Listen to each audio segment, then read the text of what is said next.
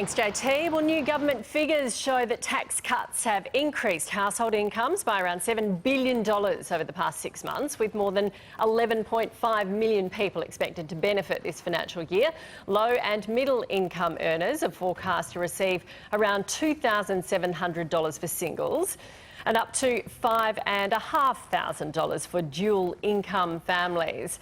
I'm joined now by Treasurer Josh Frydenberg. Morning to you. These stage 2 tax cuts morning, Nat. were announced as part of the budget in October. Households won't receive the full benefit until the end of the financial year. Will that give the country an economic boost mid-year? Well, it's certainly putting more money into the pockets of hard-working Australian families. It's rewarding aspiration, it's encouraging effort, it's consistent with our values as a society and certainly as a coalition.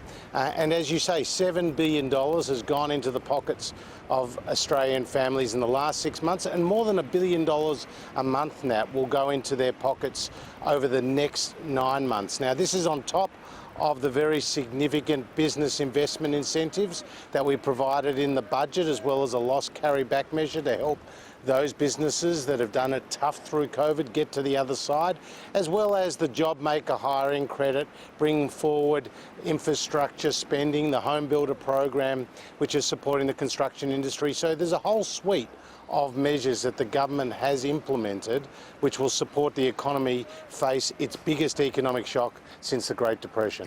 Yeah, Josh, we're all talking, everyone's talking about this, and a lot of people are saying, oh, look, we're doing okay now. You know, the stimulus measures have got us through this, but wait till JobKeeper ends. The second half of this year, we're heading for this economic cliff. What do you say about that? Well, the first thing to say is how successful JobKeeper has been. It has supported 3.6 million Australian workers, nearly 1 million Australian businesses. But as the restrictions have lifted across the country, then people have got back to work. So 85% of the 1.3 million people who either lost their jobs or saw their working hours reduced to zero, they're now back at work. And we have seen the unemployment rate stabilise.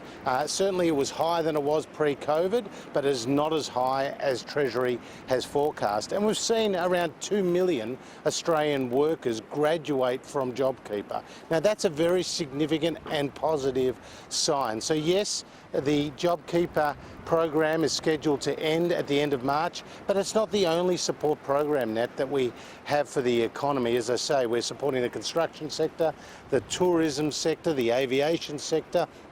A whole range of other measures are continuing to be in place to put more money into the economy. Are the border closures hurting us? Well, certainly closed borders cost jobs. There's no secret in that. But this is primarily a health crisis. And what has been required is for state premiers and the federal government to take the medical advice, the best advice that is available to them. And we don't want the borders to be closed for one day longer than they have to. Obviously the international borders, that's a different situation to the domestic borders.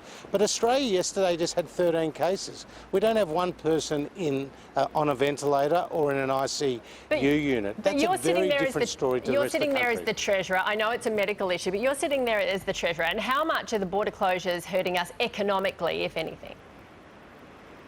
Well, of course, they have an impact economically, but I can tell you what's a lot worse for the economy. And that's if you get a second or a third wave of cases, because that does force broader lockdowns, that does introduce a lot more uncertainty for business, that does affect investment. And obviously we're pleased to see the outcome of what has occurred in Victoria after that second shocking wave that we had experienced in Victoria. So our focus is to get the best possible medical advice, to roll out this vaccine, to allow people to get back to work, and certainly we are seeing some optimistic and positive and signs about the confidence coming back across the economy. Yep, and every state is backing their premier, basically. Thank you very much for your time, Treasurer. Good to be with you. Enjoy Lawn, looking beautiful behind you. Thank you. It is, and people are getting about the beach on what is a beautiful Victorian day.